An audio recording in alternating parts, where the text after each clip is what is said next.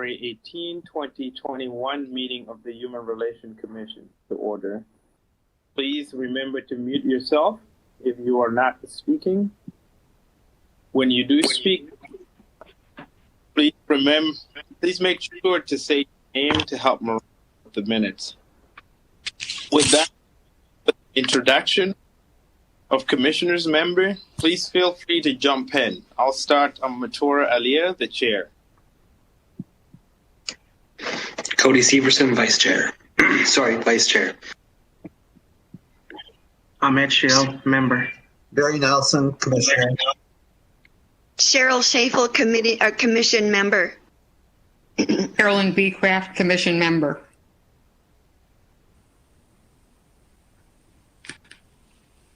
John Strand, City Commission Liaison.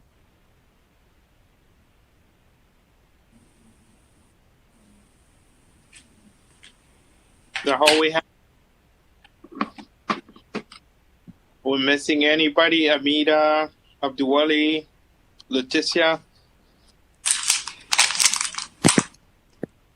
I see there's an anonymous and a phone number ending 3269. Could be them. That's my number, John Strand. I think that's everyone, Chair. Okay. So the next item to approve the agenda. Can I get the motion to approve the agenda?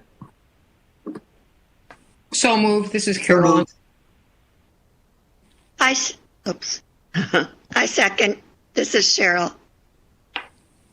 Okay. All those in favor say aye. Aye. Aye. Aye. Aye. Oppose the same sign. Motion carried. The next item is to approve the minute of January 21st, 2021 meeting. Can I get a motion to approve the minutes?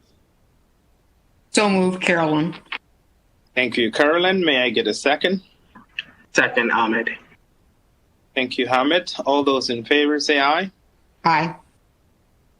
Oppose, Aye. Oppose the same sign. Motion carried. The next item is a public comment.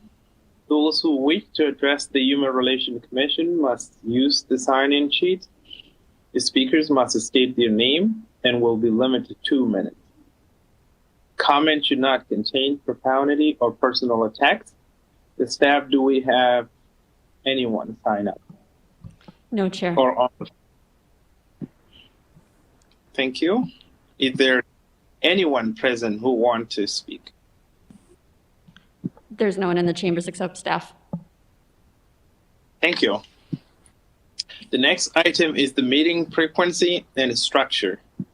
We have had a few discussions as a board about how we can best use the limit time we have together. The executive is recommending board adopt option 2, which extends our meeting time by half an hour and give us time and space for meeting as a work group. That information summarize the memo and material in your packet, and then we will have some discussion as a board. Thank you, Chair. So I just wanted to very briefly just refresh commissioners' memories about the meeting frequency and structure conversation that we've been having the last couple of months. So as a reminder, the work began back in September of 2020. And we've had some staff presentations about sort of adjusting either the meeting frequency of the HRC or the structure or both. So we've had some presentations about that. We had a little bit of a work group that met kind of independently and answered some facilitation questions. And we've also distributed surveys to HRC members to get their feedback. And sort of the reason that this conversation started is as staff and the executive committee as well, we sort of noticed that HRC members really want to do the work, but there's a wide variety of time that commissioners are able to give. Some people are really only able to give sort of the 1 hour a month during the scheduled meeting time, but some people have a little bit more time that they're able to volunteer. So how can we sort of best mitigate and manage the time that people are able to give to us, and how can we help you move the work forward that you want to do? So in November of 2020, you may recall that staff came up with 3 possible options to adjust the frequency and structure based on feedback that had been received so far. And based on conversations with the executive committee, with some of the survey feedback, we're now recommending option 2. So I just want to walk through that really quick just to refresh everyone's memories here. So you would continue to meet as a full board, what we're calling a business meeting once a month. And if you think about a year as 4 quarters, during a quarter, one meeting you would have an hour-and-a-half long business meeting where you're the full board. You meet as the full HRC. For 2 times out of that quarter, you're still going to meet as a full board, but it would only be for 30 minutes. And then you would break out into work group meetings after the business meeting adjourns, spending about an hour in those work group meetings instead of trying to schedule those on your own time or outside of the normal business of the HRC. So this is just a visual representation of that, if that's helpful. Again, just outlining that the total meetings per month is still 1 hour, but it would be extended to an hour-and-a-half. And how that looks each month is a little bit different depending on where we are. And so during those 30-minute business meetings, when it's sort of those focus on integrating the work group, there's still that public comment opportunity. It's a little bit of reporting out of the work groups about what they're working on, how it's going, and if there's any action or business items, things like approving the agenda and minutes and anything that the work groups need, out of the work group meetings. And then the actual work group meetings themselves is just sort of where you kind of have those more one-on-one conversations, dig into sort of the how of the work plan. When we have the hour-and-a-half long business meetings, again, we still have that public comment opportunity. We have the work group reports again, your regular action or business items, and essentially that, this would be a space where things as a full board need to be discussed more in depth that come out of the work groups. And if we don't need the full hour-and-a-half, if that comes up, we could always retire to the floor, or in times of COVID, use those virtual meeting spaces as well for the work group coordination. So if it's approved today, some of our next steps would be for staff of the executive committee to work to implement the new format. And sort of right now, our tentative goal would be to sort of start this new process and format in April, since that's kind of the beginning of a quarter. And that gives staff time to make preparations as well as individual commissioners for that sort of extended meeting time. So that's what I have for this item, Chair. If there's any questions, I'm happy to answer them as best I can. Yeah, thank you, Karen. Do commissioners have any question or discussion?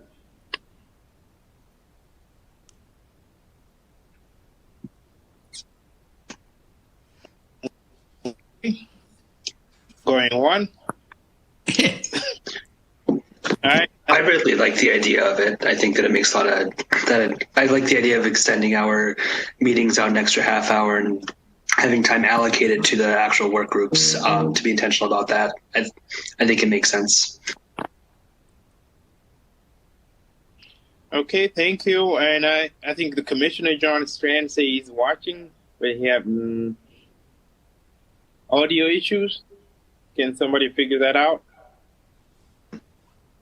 This is Cheryl, and the only question I would have is if we have something come up like last time with Black Lives Matter and stuff with George Floyd, and we have a number of people coming for public comments and stuff. How do we work with that? Because the meeting would not necessarily be able to be encapsulated in a half an hour. So will we be adaptable and adjustable for any situations that might arise. Sure, absolutely. I'm sure that could definitely be the intention, as those things come up. Yeah, I think will give us enough time to, if the agenda is long, we can push it back. But I think hour and a half is pretty long. Is enough to get the work done. Any other question or just question? My question dealt with the half-hour meetings because then we go into the work groups for a half hour. I'm sure the hour and a half would be sufficient. So like if we were to have public comment that were to take up more of the time, we could push back the actual like going into the work groups past like just taking less time for the work groups and then more time for public comment then, right? Yes. Okay. That's what I just wanted to check and make sure that we could be flexible according to the needs of the public. Definitely. So thank you. Thank you. Okay, and wanted to introduce our new member just joined. Leticia Hellerud is with us too. Okay, can I get a motion to approve the executive committee recommendation to adjust the HRC monthly meeting structure as outlined in the memo? So move, Carolyn. Caroline, thank you. May I get a Leticia Hellerud. Did you? All Yes, those in favor?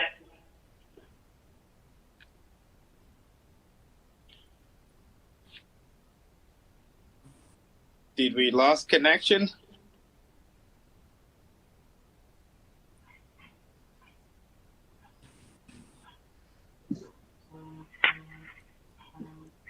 All those in favor say aye. If that, I would second it in Leticia's place. I can second that motion.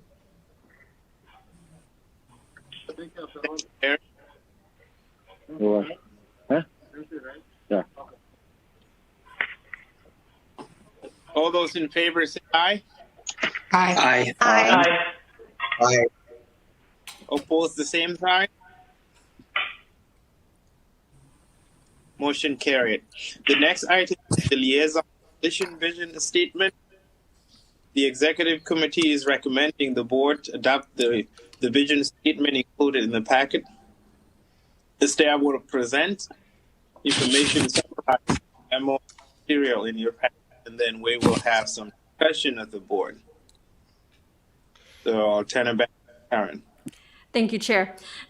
So much like the last item, it's been sort of a item for discussion around the same time, about September 2020. And we've sort of taken the same process where we've had some staff presentations. We've had a little bit of a smaller work group, and we've done some outreach through surveys with HRC members as well. So the work there sort of started with the liaison position over the summer when some of the Black Lives Matter issues were being discussed, and about how maybe some more established liaisons could be beneficial for the HRC to sort of facilitate those conversations and those networks. So what we have sort of spent the last few months doing is sort of developing a vision and mission of the roles and responsibilities of those liaison positions. And so that work group came up with a draft vision statement that's just sort of 4 simple bullet points. If anyone wants me to pull it up, please let me know. But otherwise, it is in your packet. And so the executive committee is recommending that adopting this vision statement. And then sort of our next steps would, just like the other item that was just passed, would be collaborating as staff with the executive committee about talking through, sort of how we can clarify the work that the work groups are looking to do. Particularly, we're looking at the work plan groups that are focused on the diversity, equity, inclusion, and anti-discrimination, and identifying sort of the relevant stakeholders who should be at the table to sort of move that work forward. So this is the item that's in front of you today, and I can just pull up the packet here real quick.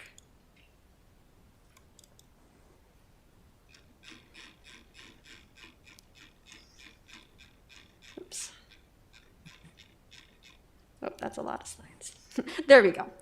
So this is the draft vision statement. So thank you, Chair. Thank you, Karen. Do commissioners have any question or discussion?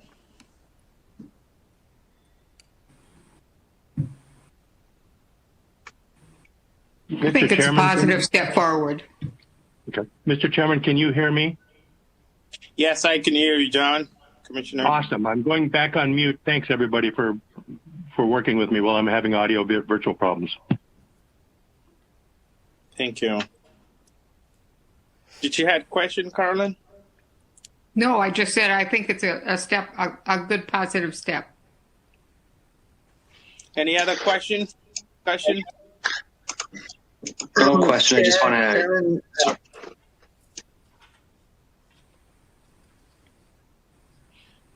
Can I get a motion to Go ahead, approve Cody. No, I was just going to say that I agree with Carolyn. Barry, what did you want to say?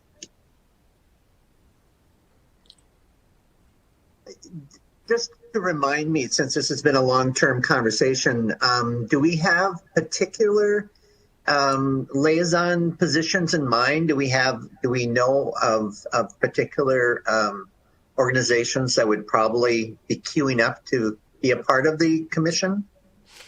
I think that there's definitely some ideas. You don't have to name them. I'm just wondering. Yep, absolutely. There's some that have been put forward, by either other members, and then we're also sort of looking to have those discussions with the work groups as well. So it's a little bit of both.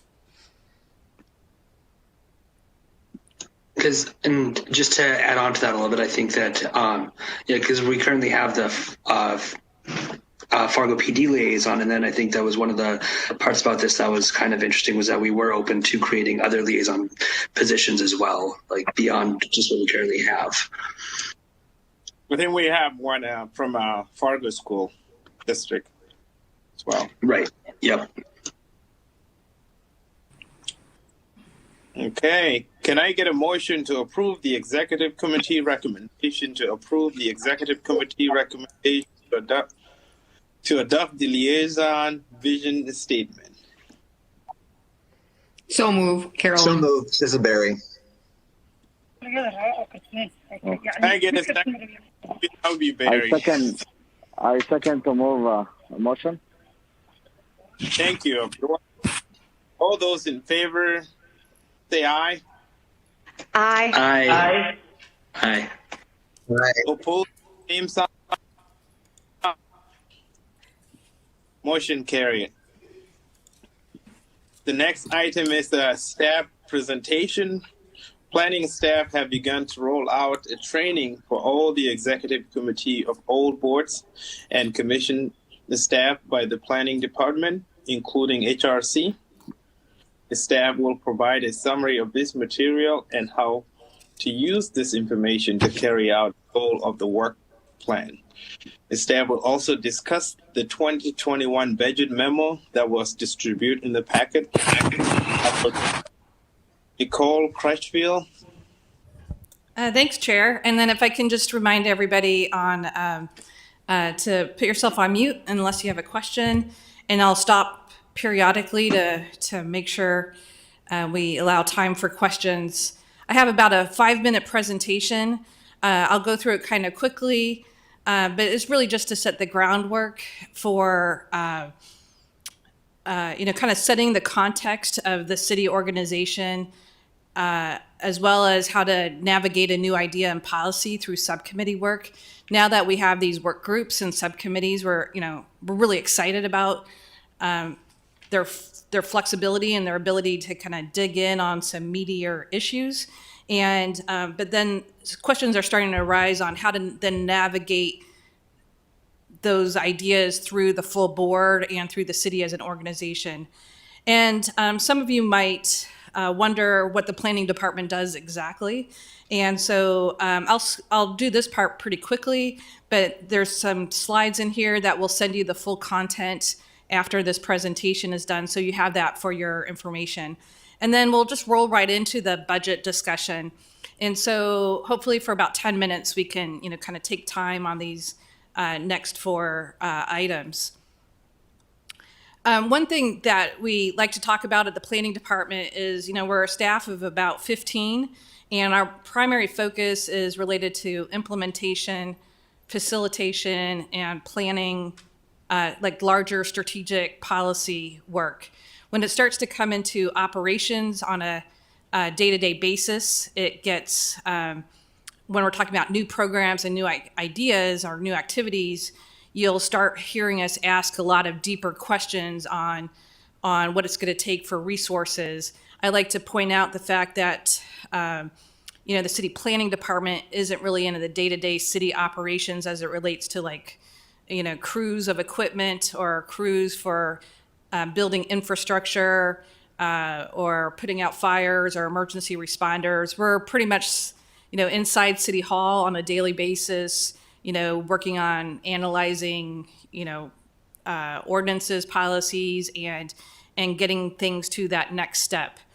As a reminder, we oversee 13 boards and commissions. The ones with stars on them are the ones we staff. And as that, you'll often hear me say, we're trying to get one work plan and not 13 work plans. Our whole goal for this work in the presentation today is to think about 2021 as a way to continually to consolidate our work and to sync up our work cross commissions and cross departments as we integrate deeper into implementation. So as such, you'll hear me ask you a lot about what problem we're trying to solve or what is the what. When we start getting into the how and the operations, that's really where it starts to become internally focused in the staff level and in city organization, obviously through work with you and our liaison commissioner, John Strand. But we really want to start to get a clear idea of the problems and, what problem we're trying to solve. Another focus for 2021 is how does that communication flow work? We have, the blue arrows here represent input from the public and the community members. And the information comes to us in a lot of different ways. And then a lot of times we integrate that into a feedback loop. So one piece can inform the other. So staff coordinating with the appointed officials like yourself, the public members at large, community organizations, the city commission, and staff. And so it's this constant feedback loop. And all along the way is public input coming into us and giving us opinion and helping us navigate the work. One of the questions that's come up recently with some of our subcommittees is, if your subcommittee has a new idea, now what? How do we bring that forward and integrate that into an already adopted work plan? And we ask you to really reach out to your chair and vice chair, and I know your chair and vice chair are on some of the subcommittees.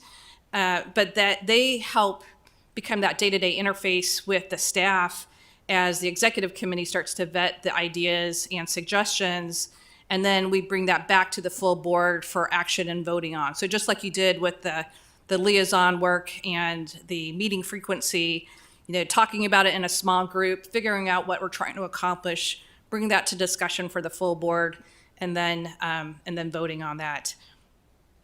The way we kind of vet some of that internally with the executive committee is staff starts to really ask questions like, how does this align with the work plan that's been adopted? How does this idea or work fit into the City of Fargo's goals and strategies, the planning department's goals and strategies, and what impact will it have? Is there time capacity for this new idea or new work item, or does it require trade-offs with the priorities? And then lastly, what resources, time, or money is required? And so we try to leave the resource question to the end as we try to further define the problem that we're trying to solve. Because if we start with the resources question in the beginning, I find limits our thinking and also limits our, kind of provides barriers in there. And we don't really want to start off the discussion with barriers. We want to start off the discussion with what are we trying to solve? And then if there's support of that idea, for it, kind of makes it further into that vetting discussion, it's again brought back to the full HRC. So as a reminder, as you know, and for the public, if anybody's watching this, we have a subcommittee for each of our goals that have been adopted. And so as you start to get into, as subcommittees, you've been meeting now for a few months now. And we also recognize to, kind of transition the Human Relations Commission into an active working board is new for all of us. And just so you know, the Native American Commission and the Arts and Culture Commission is also working in this way. And it's new for everybody. And some of the questions that are starting to come out is like, now that we are getting together, where do we focus? Where do we start? What is the direction of the full board? Where do we start? And so some recommendations on places to start is, going back to the work plan, is this the right goal for this year?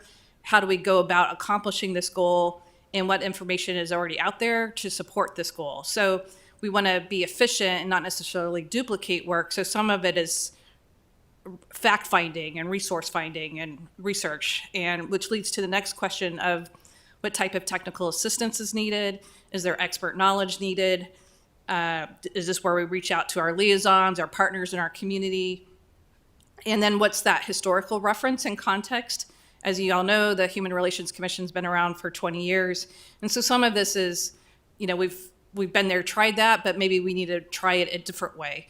And so trying to, again, explore, what we're trying to do. In step 3, what are some of the action steps needed to improve that situation? So again, going back to the work plan and what is the defined problem and what is the role of the Human Relations Commission versus maybe community members at large or our partner organizations. And then lastly, again, what resources are needed to implement this action. And so one of the things I just wanted to offer is staff is here for that technical assistance. We don't want that the work groups or the plan groups to kind of sit and spin or deliberate or and so when you are meeting, a lot of the groups are self-organizing on when they meet. And now with this new work plan process or this new meeting frequency, we can also use that time where we can have a staff join that committee meeting and be there for questions or guidance if needed, or resource fact finding if needed. And so we look to you to let us know what you need for guidance. Lastly, one of the things, obviously, we have lots of work that we're trying to do every day. And so the City Commission asks us to use what I call a prioritization filter. How do we determine this is the priority of the day and the time? And we do work somewhat in a regulatory deadline related work. That's just the nature of our office. And so we ask questions like, is there a mandate? Is this a one-time thing? Is it recurring? Are we trying to operationalize something? Is there a deadline? Are there multiple partners and stakeholders that this can serve? So can we hit multiple goals at the same time? Is this tied to an adopted plan or strategy? And is this, are we trying to create something new or integrate this further? And then lastly, who is our champion? Who's helping us lead this effort? So I'm going to stop there, and then I'm going to skip some of these slides. These next set of slides are about the planning department itself, and we're going to send these to you. It's a little text heavy, and so we just ask that you look at these on your own time. We used Matur and Cody Severson as a guinea pig as we presented this material to them, and they found it helpful. And so we would be glad to walk through these in more detail with you. We don't want to take up your entire agenda. But the main thing to think about, though, is while we have 4 city divisions in the planning department, we have 2 primary focus areas. One is community development, and the other is land use planning or land use division. I think everybody knows the Human Relations Commission sits under the community development work, and this team is led by Tia Brasseth.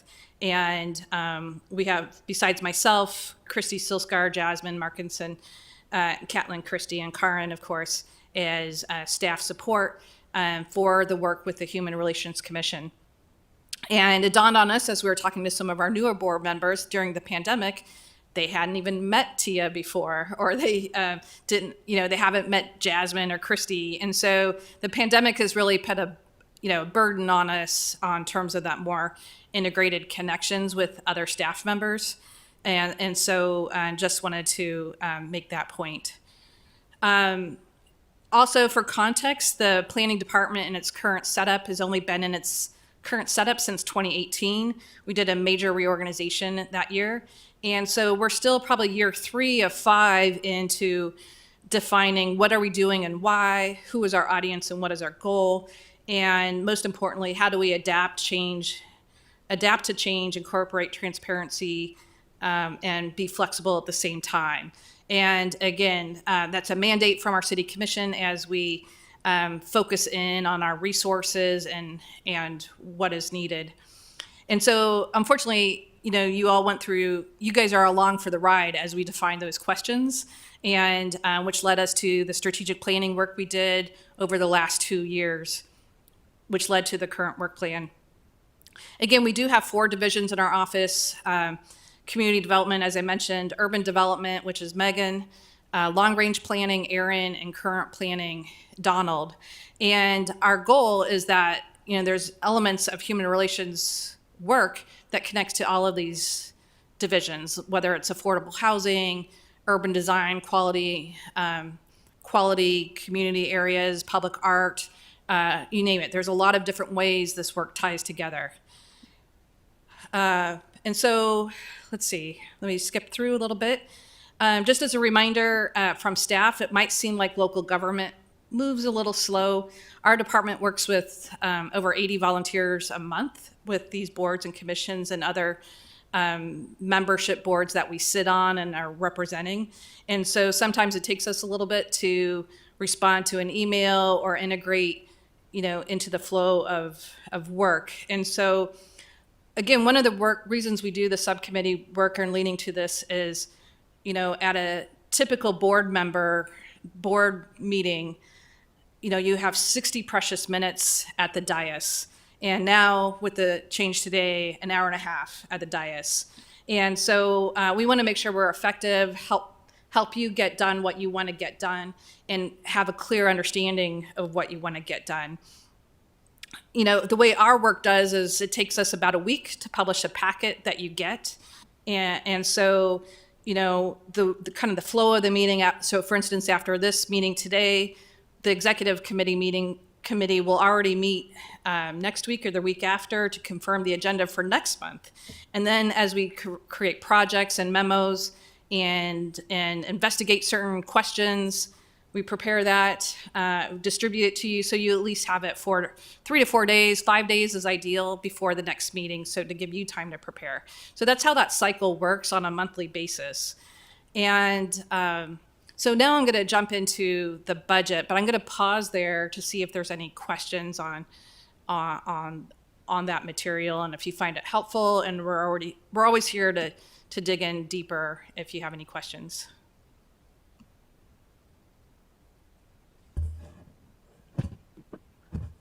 Any questions, or you'd like me to dive into the budget discussion?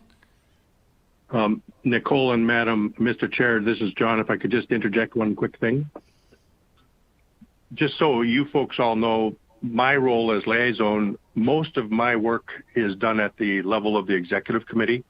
So that's where, if I'm engaged, it'll be more so there than in these meetings. But just kind of giving you a sense of that. I'm not a sitting commissioner here, you are, but I do my best to participate in the executive discussions.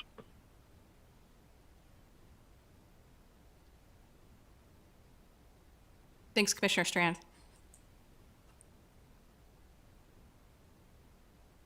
I will say also those executive meetings, I know our police department attends those, and on occasion based on various topics of the agenda.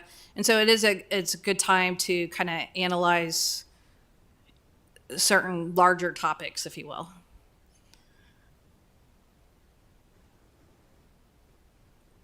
I think we could just move on to the budget part too. Yeah. So, in your packet was a memo related to budget changes for 2021.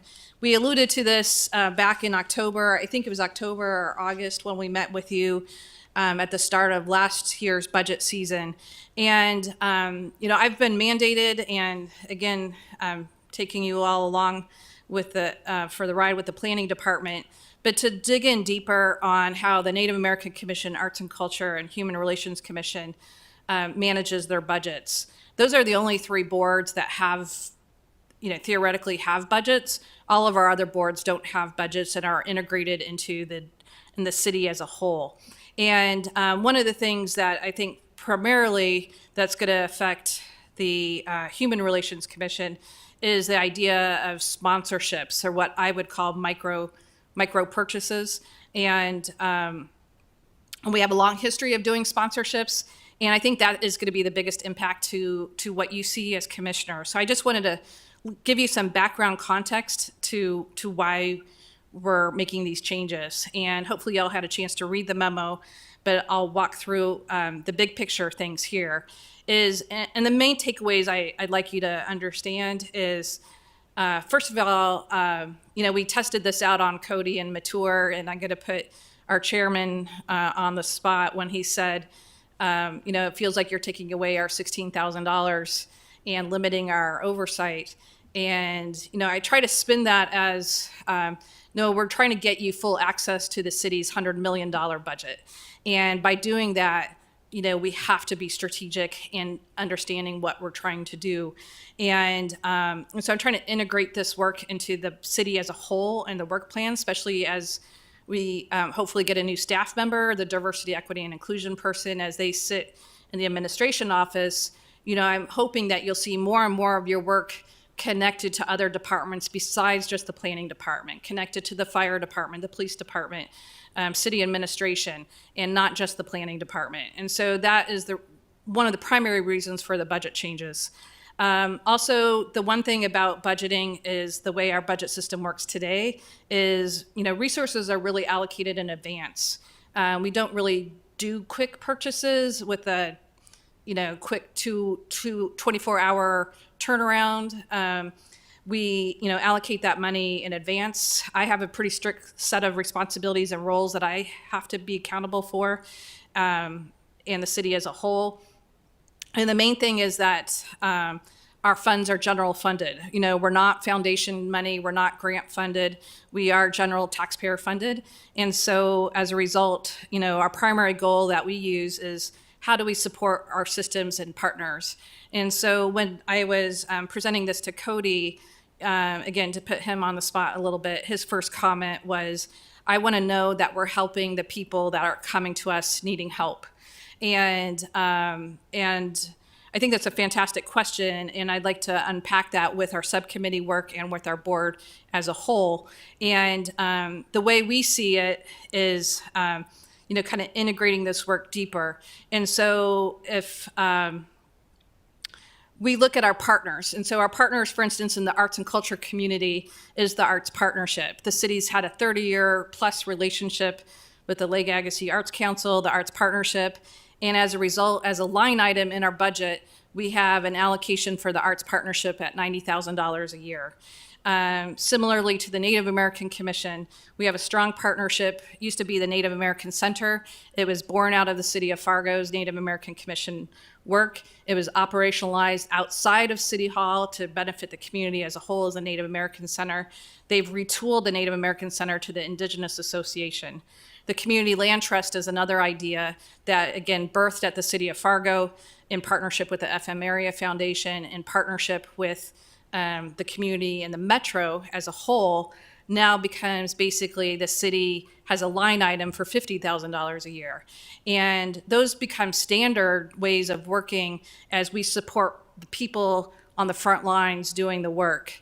What I often say is the city planning department, nor really anybody at the City of Fargo, are case managers or case workers, and or should be responsible for a nonprofit being able to stay functional and thriving. And so sometimes I see the requests that come through, the requests that come through the City of Fargo's door, and you see historically a fraction of those sponsorships.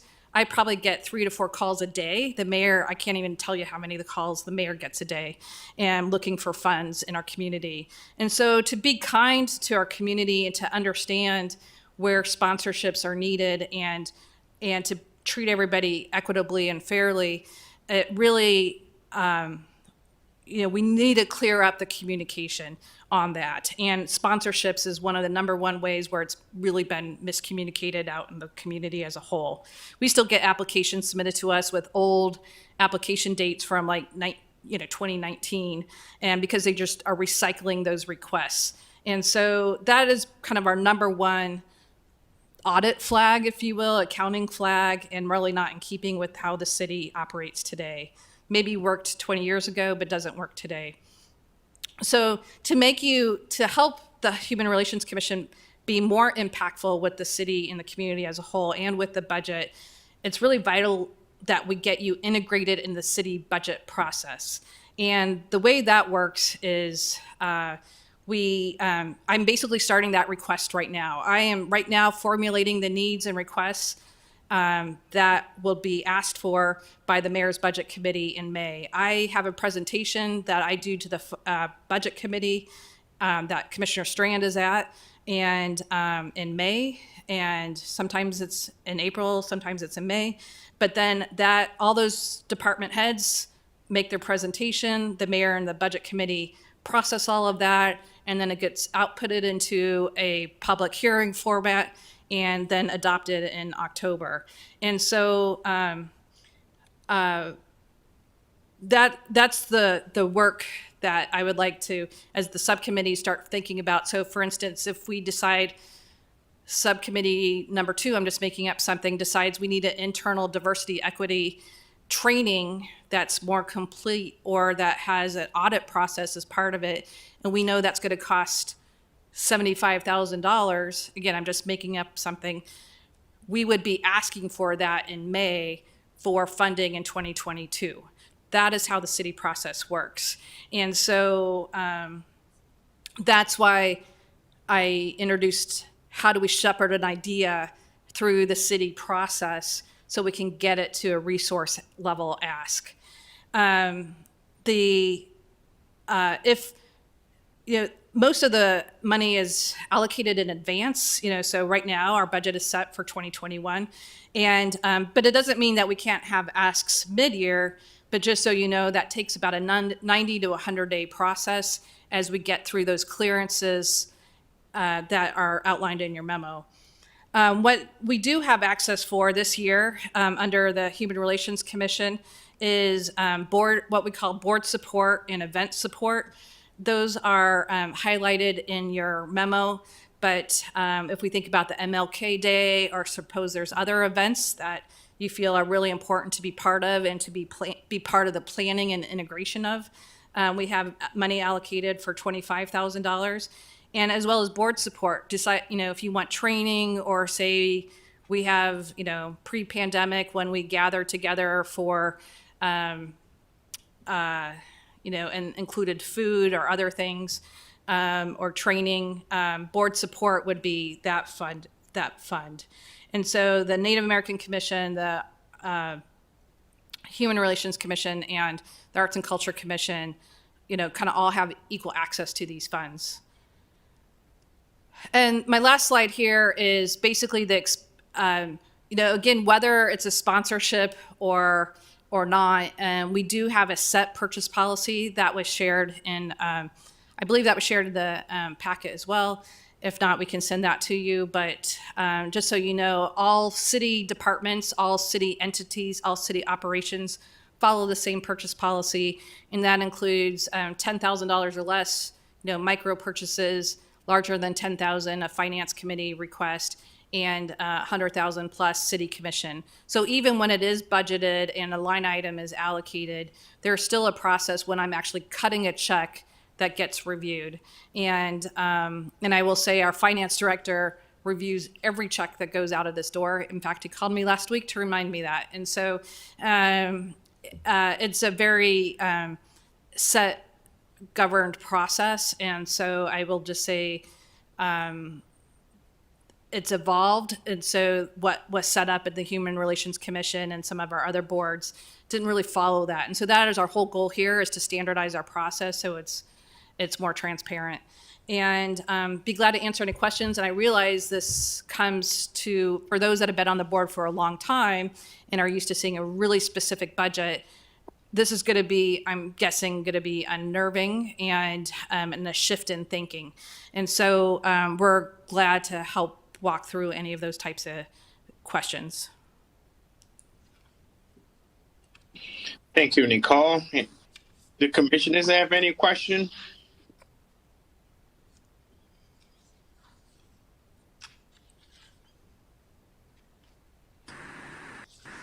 That was a good presentation. Thank you.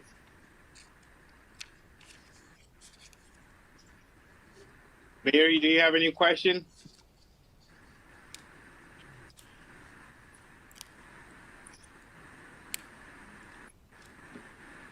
Okay, thank you. Thank you, Nicole, for the good presentation. Our next updates. The North Dakota legislature is in session. We have included this item on the agenda for the space of any update from HRC members who may have been tracking the legislature. Do commissioners any questions update? I know Barry is in part with that.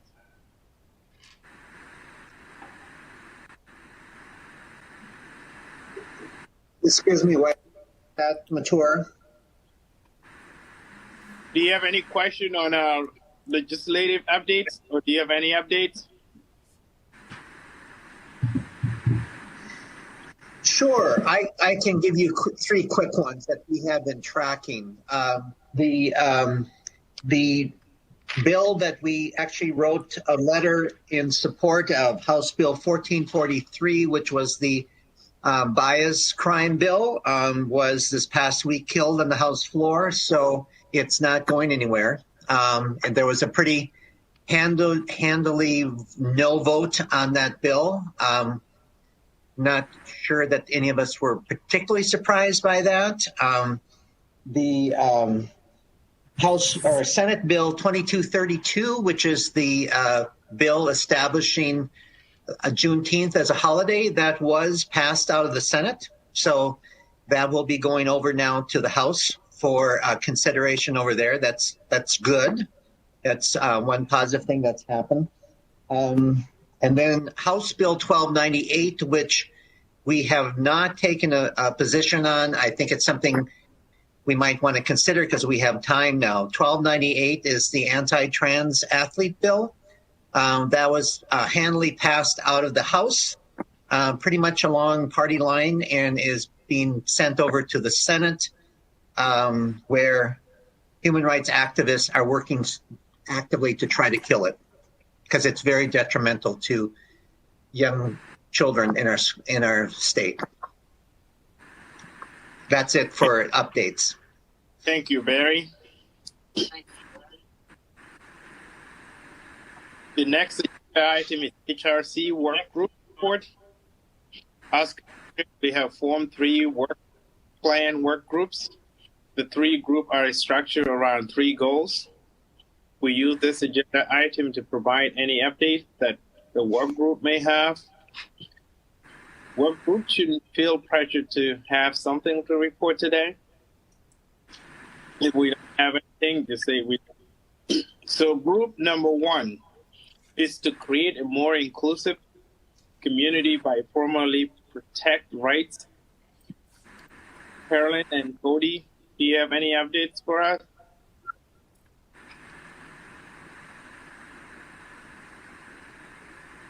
I'll pass it to Cody. Oh, go ahead. I'm passing it to you. Over to you, buddy. Well, I guess as a work group, we are talking about the name of the commission and how we can kind of create more inclusive language and more direct language within our name and our mission to be more direct. And then with Barry's update, Carolyn and I had to change another strategy, but we're actively working on that on stuff. Yes. Thank you. Good job.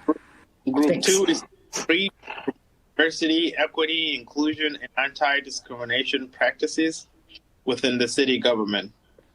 This group is myself, Leticia, Abdiwali, and Hamid. This is Leticia, Mr. Right. Chair, and I don't think we have any update. Thank you. Group 3 is to promote and grow community-wide effort related to diversity and anti-discrimination. Amida, do we have any updates?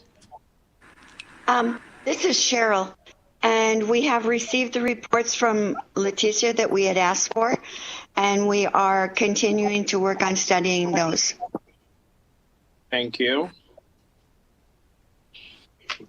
Our next agenda item is police liaison updates. Lieutenant George Benson is the Fargo Police Department liaison to the Human Relations Commission.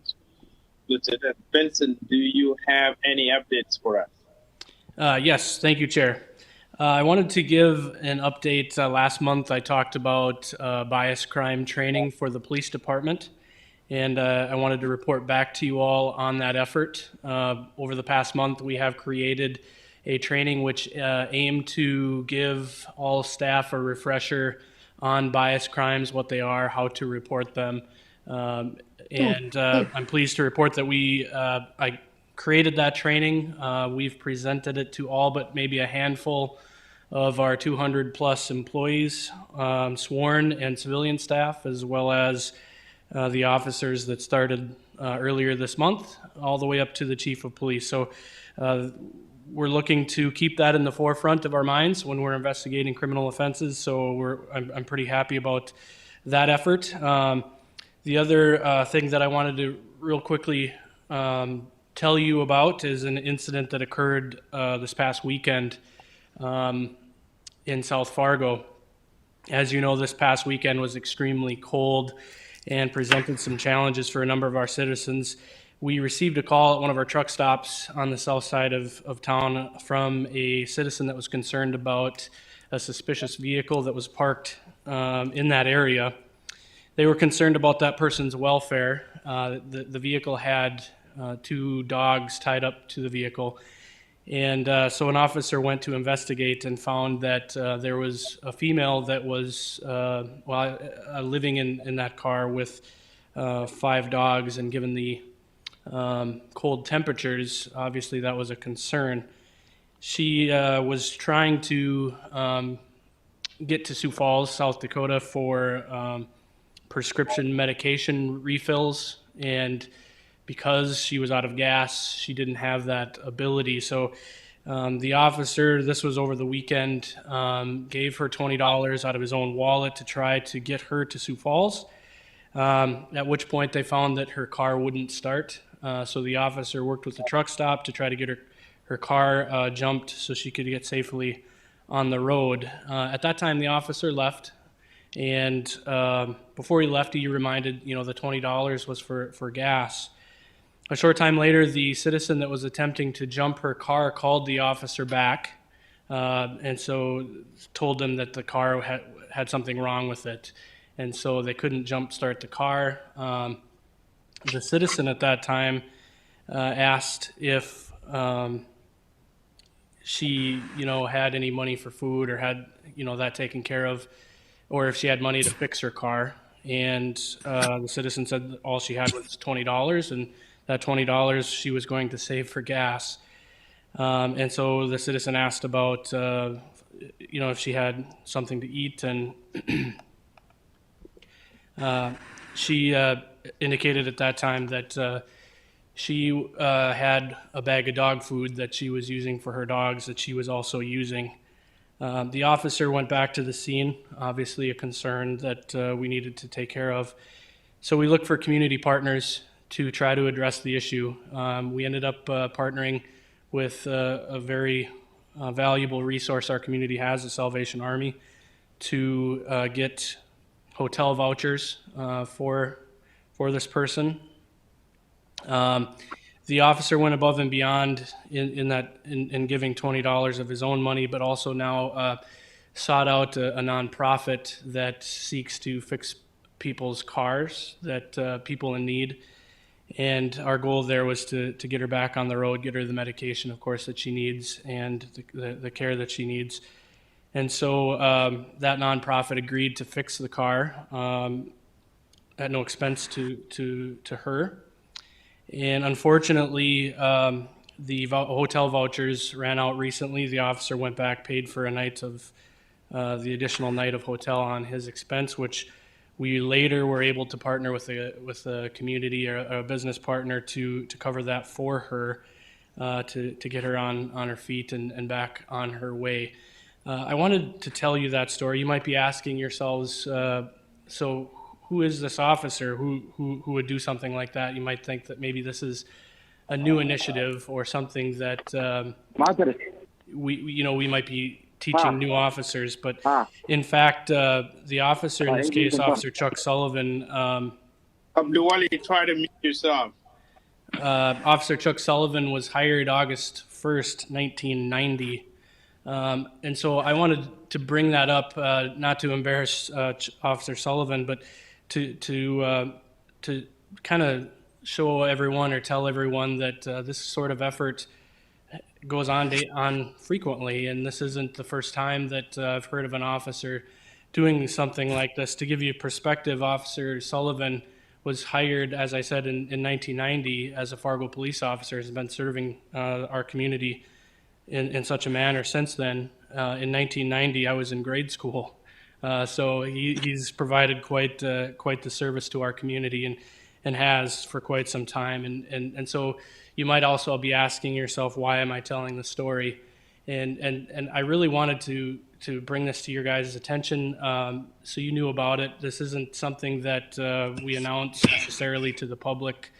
This isn't something that makes the news necessarily, but this is something that Fargo police officers do on a somewhat frequent basis, serving people in need. Tragically, a lot of lives were lost across the country over the weekend because of the cold weather. And Officer Sullivan's effort in this case was aimed directly at trying to avoid such a tragedy. So I wanted to pass that along to you, so in effort to demonstrate that we're trying to be the best police department that we can for you. And if there are any questions, I'm available at this time. Thank you. Thank you, Officer. Like a touching story, and we would want to see it happening a lot in our community. Too cold to be outside, Do you have any comment or question for Lieutenant George Vincent? This is Cheryl, and I have a question for the lieutenant. Currently, I am taking part in the Citizens Academy for the Sheriff's Department, the Cass County Sheriff's Department, and it's been very enlightening. They go through every aspect of law enforcement and what they do, and it's a great education tool for the community. I was wondering, I know that the Fargo City Police have done that in the past. Do you know whether or not they will be looking at doing that in the future? Because I think it would be very helpful for people in the community to see exactly what you do and to get to know more of the officers. Yes, thank you. Our plan is to start our Citizens Academy again in the near future as we reorganize our structure under Chief Sobolski. I do anticipate our Citizens Academy up and running again, hopefully soon. When that does happen, I will certainly notify each of you. That would be wonderful, because I'm sure that we have not only people on the commission, but also people that are of concern. The commission know people of concern about it that would probably be very anxious to participate. And it is a great community service. So thank you for letting us know that could be in the future.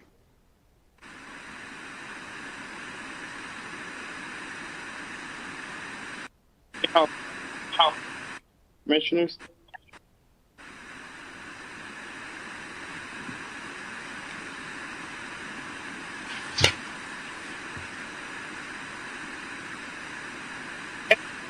Thank you.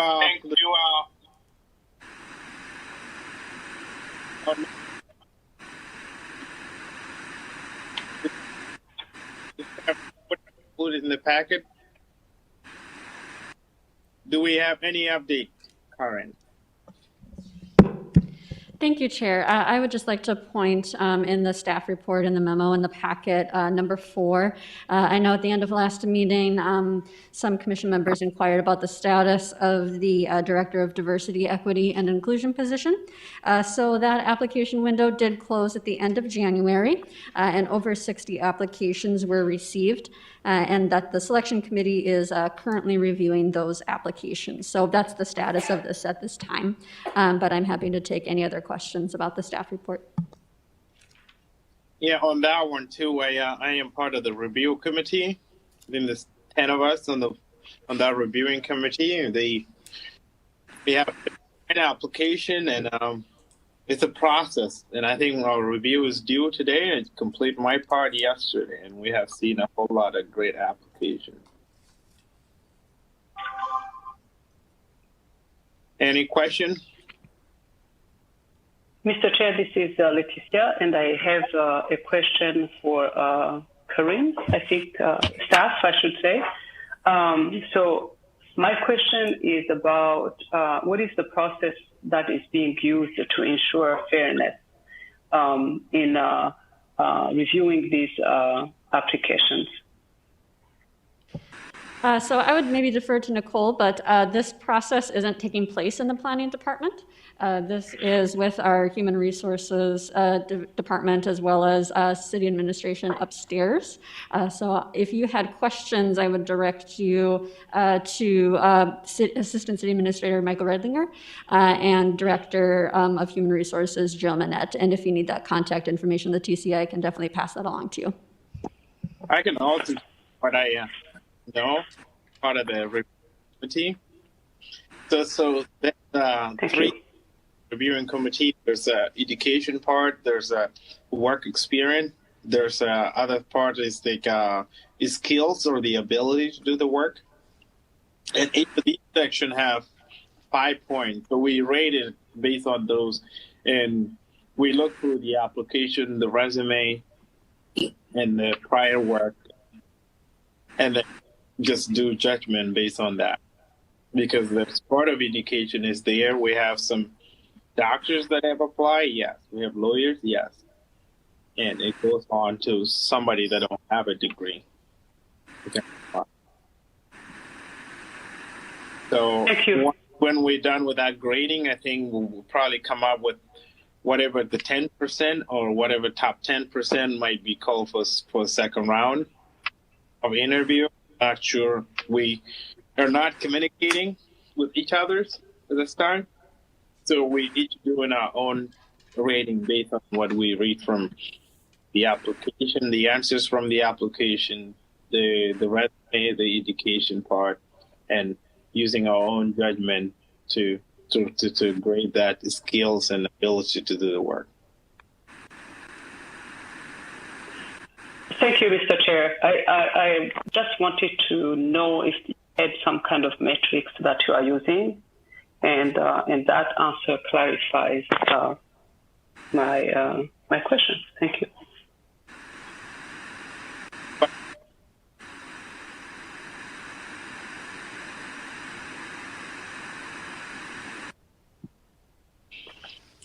Okay. Does anyone have any announcements? I don't have an announcement, but I do have a quick question, if I can, for Jamie, who I see is also on here. I know that like a while back you had asked us about the hiring process for firefighters in the area, and I was just wondering how that actually ended up going. If you got an inclusive list of individuals there, or how that went. Thanks for the question. I was not a part of reviewing who was there, and I wasn't a part of the testing. I don't know and I don't think that I think we started really late in the game, approaching, and I think that we do have a committee set up where I know even early next month we're taking some training within the committee on looking at the culture of fire departments and why we are having. So I don't have a good answer for you. I think that we didn't fix all of our concerns on this hiring cycle, and we haven't made those hires yet either. But we've got more work to do. Okay, cool. Thank you. I just want to know where it was on the burners. Thank you. Thank you.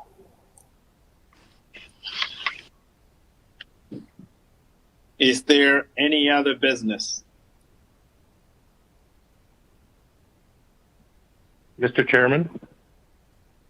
Yes, Commissioner? This is a question to put out to your commissioners and others, and it might be a future agenda topic, but I'm trying to get a sense of the impact and implications of Lutheran Social Services closing in our city. So if any of you could connect me to people who might be able to speak to that topic, please send them my way or help connect me to them. Thank you, John. I have been part of that process, so I'm pretty happy to connect with you. Good. We'll follow up on that, Mr. Chair. Thank you. Thank you. Is there any other businesses?